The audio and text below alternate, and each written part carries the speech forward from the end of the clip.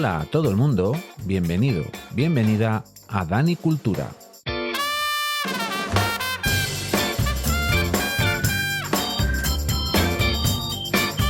El podcast que, con una visión permacultural, va a tratar diferentes temas que seguro que te van a interesar.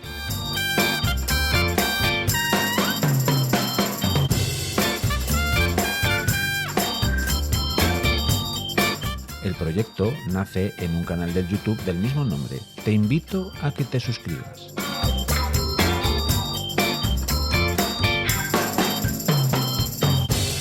Espero que estéis muy a gusto y vamos allá.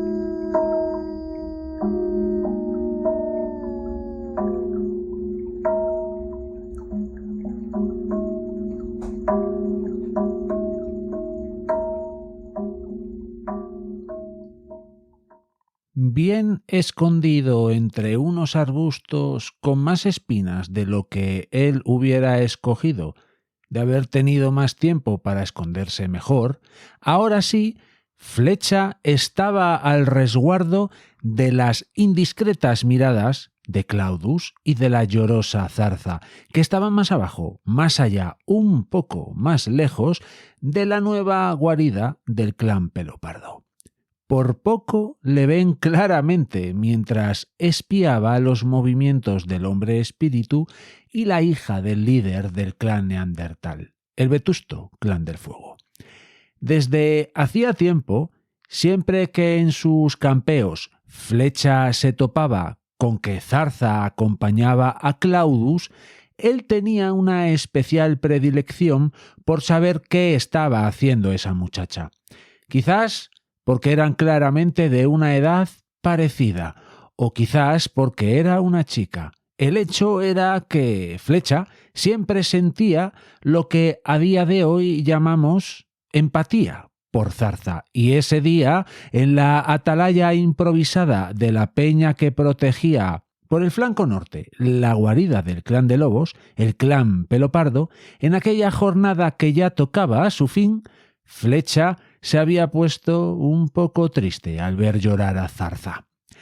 Las razones del llanto, evidentemente, eran un absoluto misterio para el joven rastreador, pero al igual que le ocurre a las matemáticas, los sentimientos son un idioma universal y el llanto de pena, mezclado con un poco de rabia y angustia, se puede interpretar bien y quizás Flecha tenía un sexto sentido para identificar esos sentimientos. ¿Qué hacer con ellos? Eso ya se vería, pero la realidad en aquel momento de la ladera sur de la cordillera cantábrica de hace 40.000 años era que Flecha se había puesto un poco triste al ver toda esa mezcla de sentimientos de Zarza. Y Flecha algo tenía que ver en ese llanto sin saberlo. Su encuentro ya hace varios días con Lanzafirme, líder del clan del fuego y padre de Zarza, había puesto patas arriba a ese clan neandertal, lleno de dudas por muchas razones. Quizás la principal era que su mundo poco a poco se les estaba escapando entre los dedos y nuevos tiempos se aproximaban a la humanidad. Lo cual no contaba con esos humanos, los neandertales, pero ellos no podían tener esta visión de amplio espectro como la podemos tener a día de hoy, los modernos y modernas humanas sapiens. Así que en lo que se refiere a aquel tiempo, a aquel lugar, a aquel clan, el encuentro entre el líder neandertal y el rastreador sapiens estaba suponiendo un verdadero desbarajuste en el clan. Y necesitaban respuestas.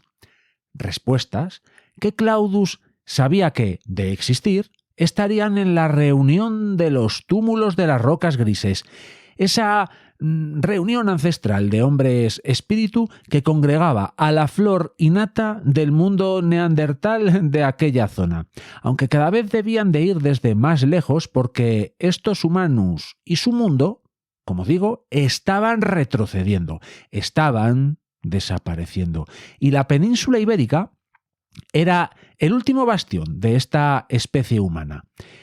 Diferente a la sapiens, sí, pero también humana. Mientras todo esto ocurría, en el justo momento en el que Flecha se malescondió para evitar ser visto por Claudus y Zarza, lo cierto es que una voz en el interior de la cabeza del rastreador Sapiens empezó a aparecer. La voz de su líder, Cíclope, el considerado jefe Sapiens del clan del tronco. Y esa voz le decía que lo que debía de hacer era espiar y aprender qué, cómo, cuándo y dónde cazaban los exitosos lobos del clan Pelopardo. La proximidad de la nueva guarida lobera al asentamiento primaveral de los neandertales para Flecha era un problema porque, como ya estamos todos y todas viendo, Flecha, el rastreador, tenía una gran facilidad para distraerse, y más si en su centro de atención aparecían los usos, costumbres y personas precisamente del clan neandertal.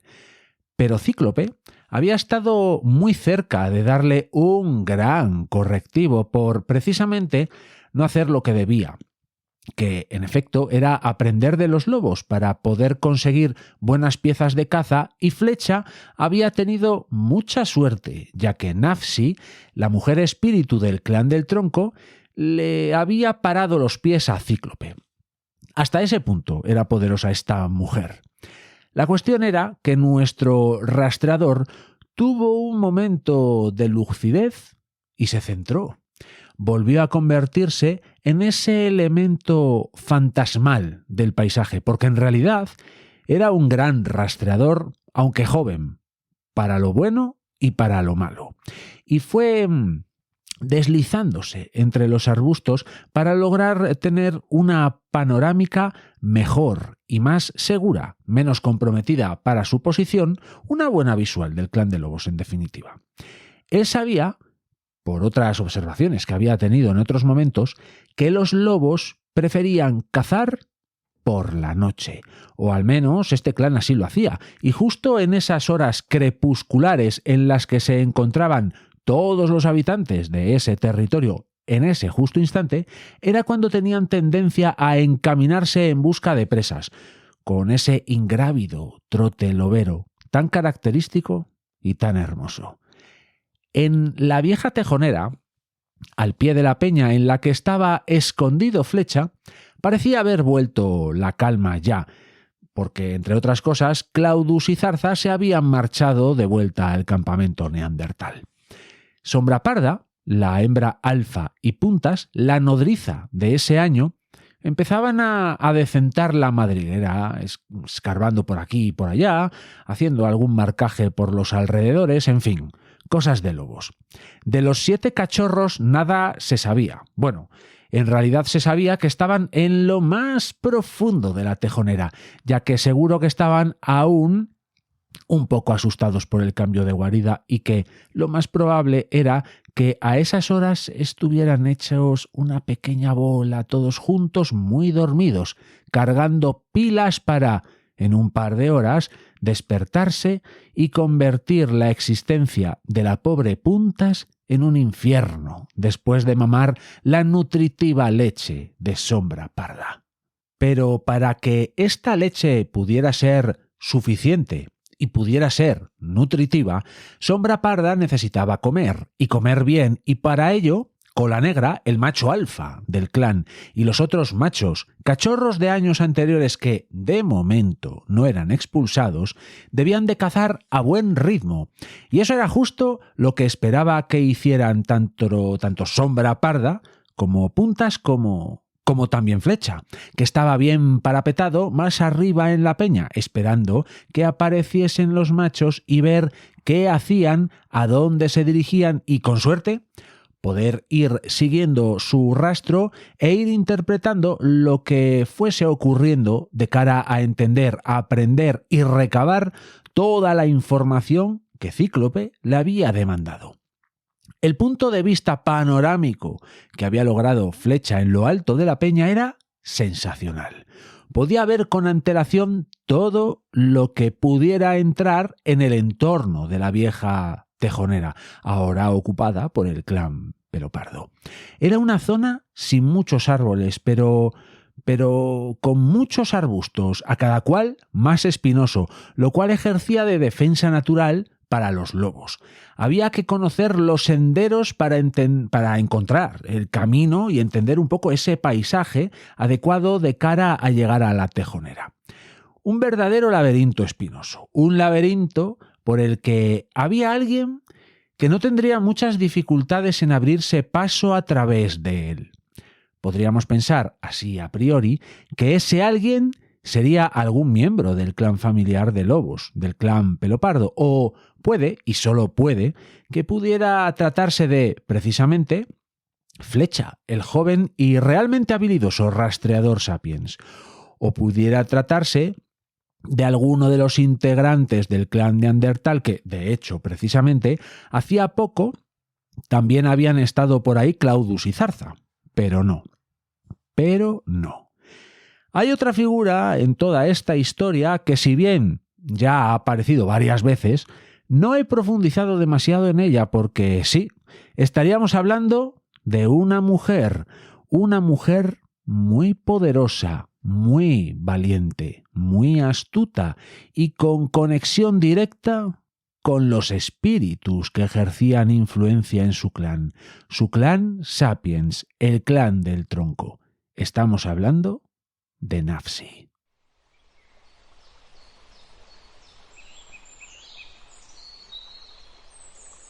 Nafsi, la mujer espíritu sapiens del clan del fuego, era una persona con la suficiente autoridad y la suficiente confianza en sí misma como para parar la mano de su líder Cíclope, con la suficiente fuerza como para mirar a su líder al único ojo que le quedaba y hacer que éste, si la situación lo demandaba, apartase la mirada. Y todo esto era cuestión de actitud, de confianza, de presencia, si se quiere, porque físicamente ella era menuda y fibrosa, de movimientos calmados en los momentos más pausados de su vida, sí, pero enérgica y decidida en las actividades que así lo requerían, así como dulce y amable y cariñosa, si la otra persona con la que tuviera que tratar se lo merecía. Flecha era una de esas personas que se habían merecido ver y conocer la mejor cara de Nafsi. Era, por así decir, su protegido. Y es que el rastreador era en verdad de gran ayuda para la actividad espiritual de Nafsi y para su actividad más de druida, más de conocimiento del medio. Pero Nafsi era una persona muy justa. Si la otra persona cumplía, ella también. Flecha había cumplido y seguía cumpliendo.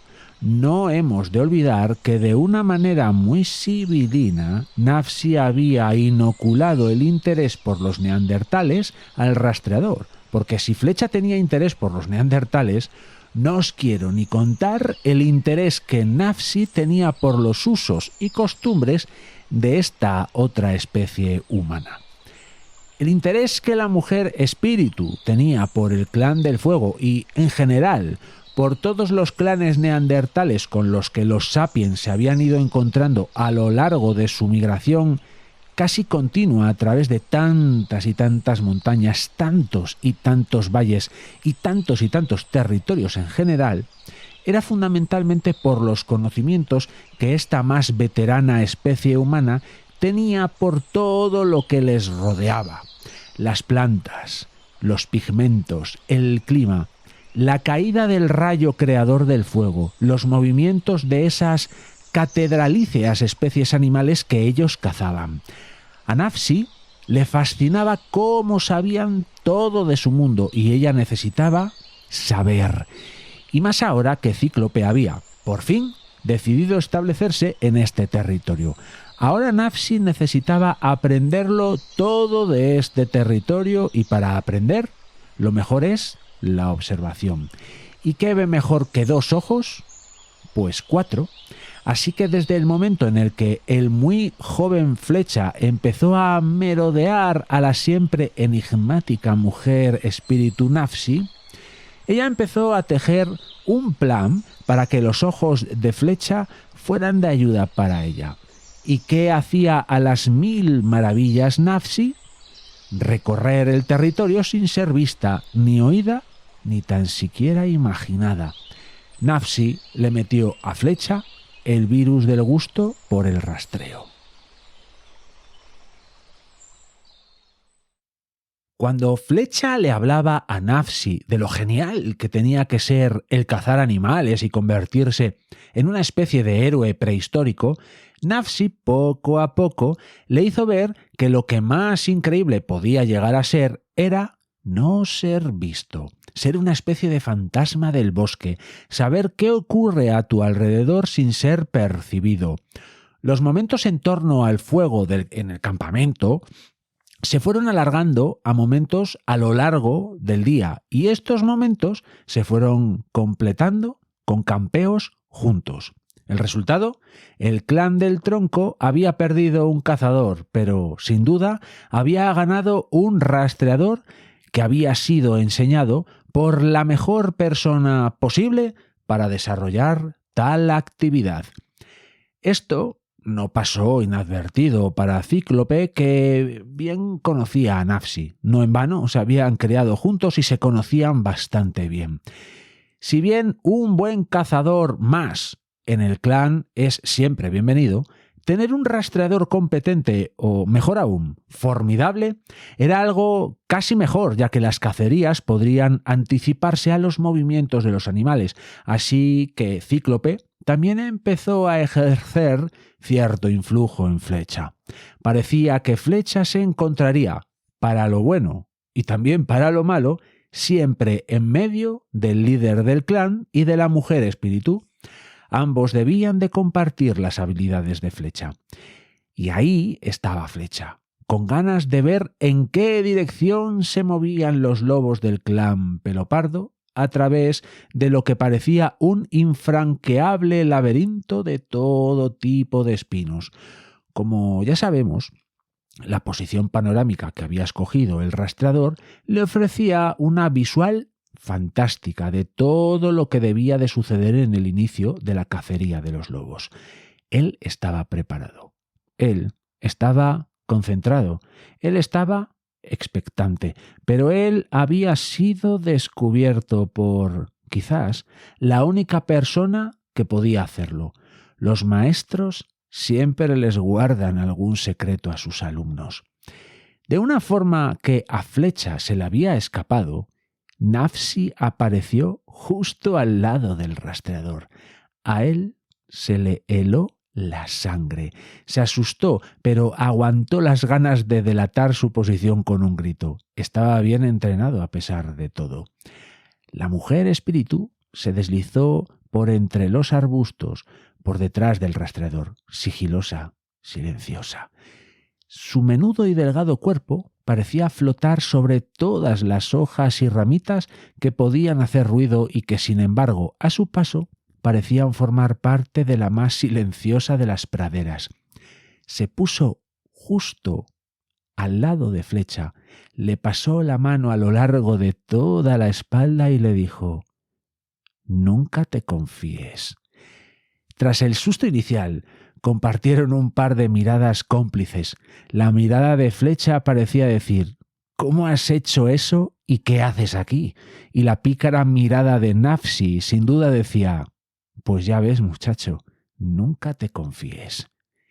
Ninguna de las dos personas sapiens que ahí se encontraban lo dijeron, pero tenían claro que esa noche el rastreo de los lobos debía de esperar. Si Nafsi había llegado hasta allí en busca de Flecha, era por una muy buena razón. Ella como para compensar el tremendo susto que le había dado al joven Sapiens, sacó de su petate de viaje, en el que había todo lo necesario para pasar unos cuantos días alejada del clan, unas cuantas cosas de comer. Han pasado muchos cientos de años y muchas decenas de miles de años de esta escena, pero lo que no ha cambiado nada es el hecho de que comer apacigua el espíritu. Nafsi sabía, en cuanto el rastreador había abandonado el campamento, que a pesar de que fuera en busca de los lobos y que seguramente los encontraría, también estaba segura que los neandertales del Clan del Fuego no podían andar lejos. La mujer espíritu, a pesar de no ser de manera oficial la rastreadora del clan, sin duda era algo que nunca había dejado de hacer, entre otras cosas porque su función como mujer espíritu le permitía pasar tiempo alejada de la protección del clan.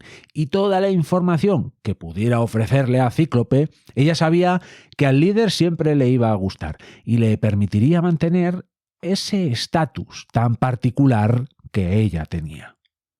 Así que en cuanto Flecha se había marchado de la protección del clan, Nafsi le siguió, en teoría, para comprobar que iba a llevar a cabo su misión, aunque para ella esa misión era algo bastante secundario.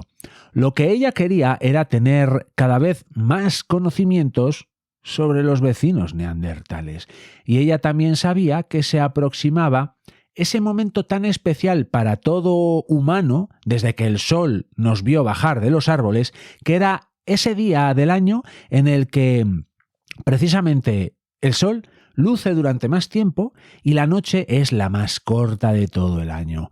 Nafsi quería saber qué se cocía en esas jornadas previas en el Clan del Fuego. Quería conocer los preparativos de la reunión de los túmulos de las rocas grises, aunque a decir verdad, ni Flecha, ni Nafsi, ni ningún Sapiens sabían nada de esa reunión de momento. Lo que Nafsi sí sabía era que había un hombre cojo que parecía tener una función parecida a la suya en el clan neandertal.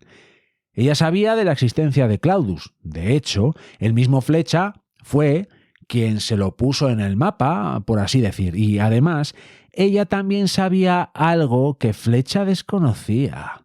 Ella sabía que Claudus había conseguido rastrear al joven rastreador, el cazador cazado, y que Claudus, más que verle como una amenaza, le observaba cuando lograba localizarle, pero le observaba con curiosidad. En lo más profundo de los pensamientos de Nafsi, ella soñaba con que Claudus tuviera la misma curiosidad que ella misma tenía sobre su mundo. Esta concordancia de intereses, sin duda, allanaría mucho el camino del conocimiento mutuo. El hecho de que Claudus supiera de la existencia de Flecha y que, además, había veces que Flecha era localizado por el hombre espíritu neandertal, era algo que Nafsi debía de contar al joven rastreador, y era una de las razones de esta inesperada visita en medio del monte.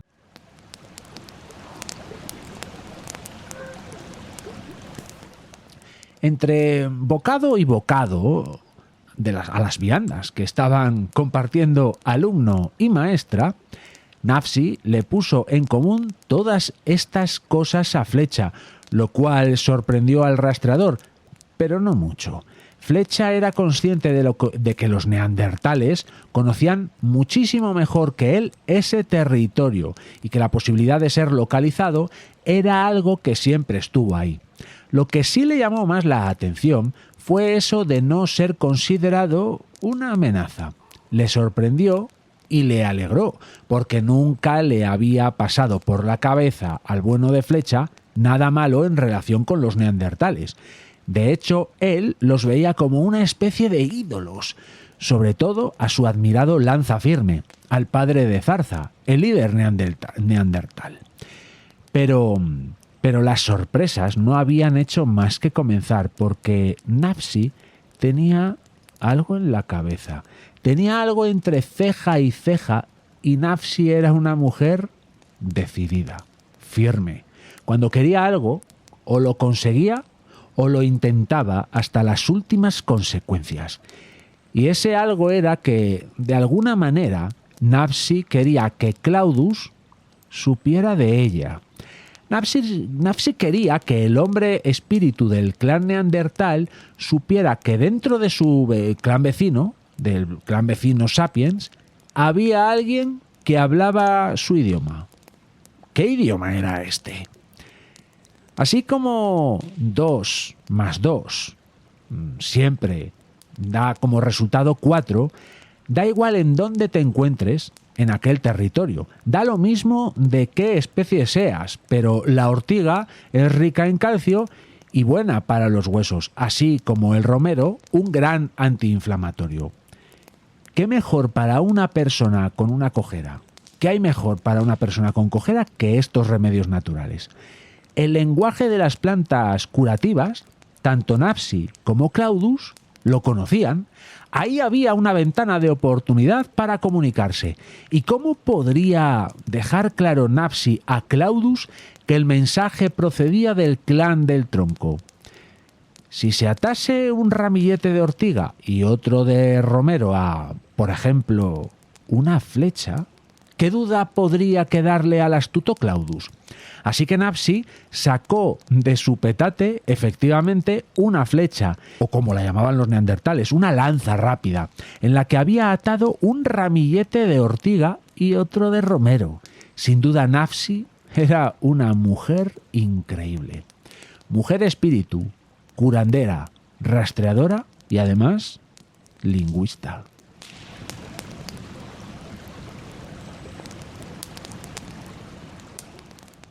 Ahora, el vehículo transmisor del mensaje se llamaba precisamente flecha y el rastreador sería el encargado de depositar tan importante correo en un lugar que Claudus, y solo Claudus, encontrase.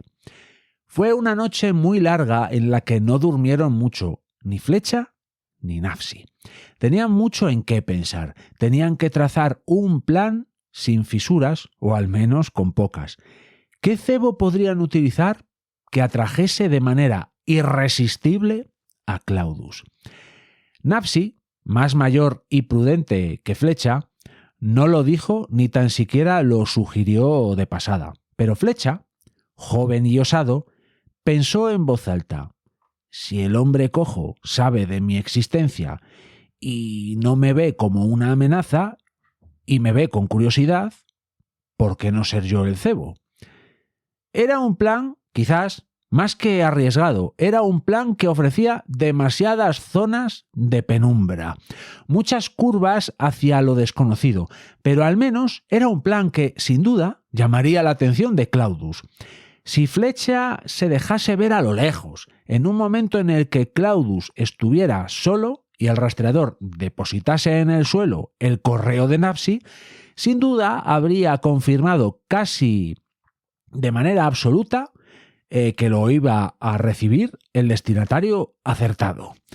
Aún era noche cerrada. Nadie sabía campear como Nafsi y Flecha. Era un buen alumno este Flecha, así que al resguardo de la oscuridad, profesora y aprendiz fueron en dirección al campamento de los neandertales.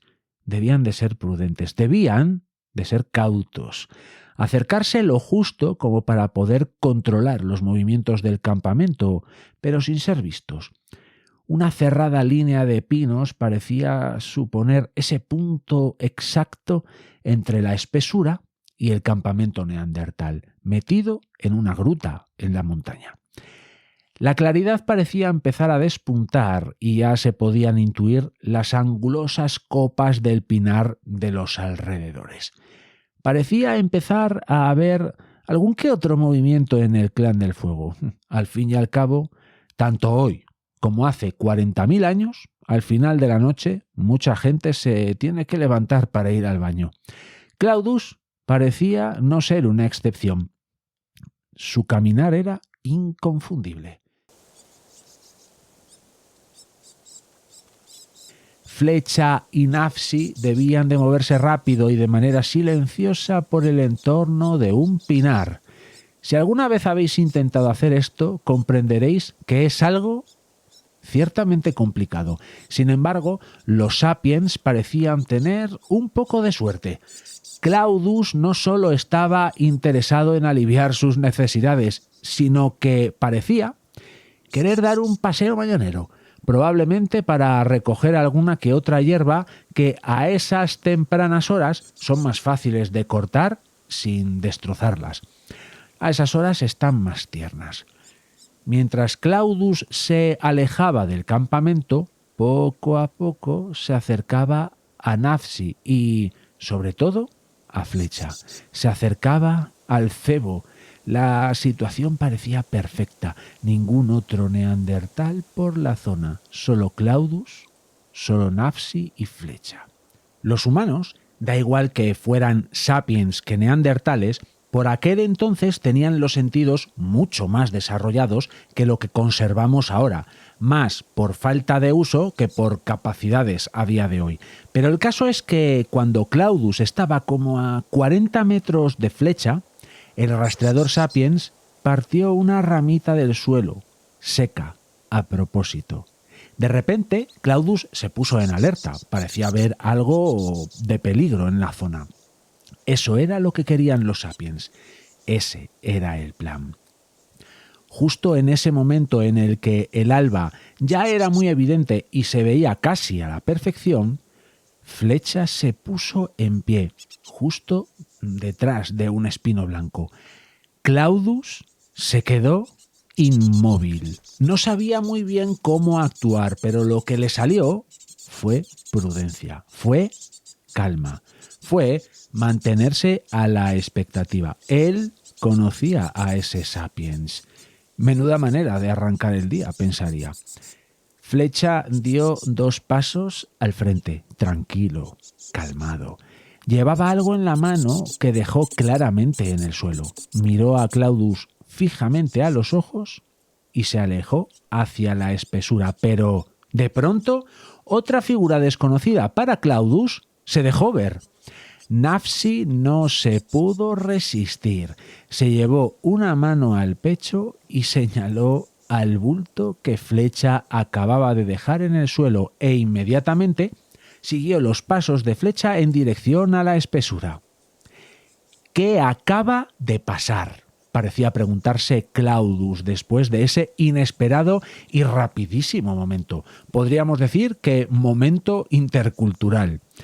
Sin dejar pasar un momento, todo lo rápido que le permitía su sempiterna cojera fue en dirección al bulto del suelo. Cuando llegó hasta él, un sudor frío le recorrió la espalda y hasta el alma le recorrió. Podía reconocer todo lo que ahí había. Una lanza rápida, ortiga y romero. Se sentó en el suelo, prácticamente se desplomó, abrumado por todo lo que le había acabado de pasar. Se quedó un par de minutos sentado, intentando procesarlo todo. Se puso en pie torpemente, más que por la cojera, a la cual estaba más que acostumbrado, por lo apabullante del encuentro. No podía ordenar las ideas, pero solo una cosa parecía emerger de lo más profundo de su ser.